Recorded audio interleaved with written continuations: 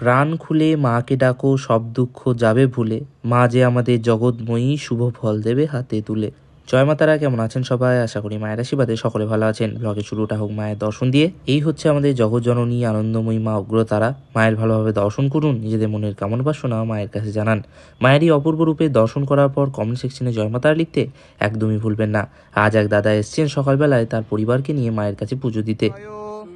দেবীব চক্ষুরাদতম অপবিত্র পবিত্র বা সর্বাবস্থাং।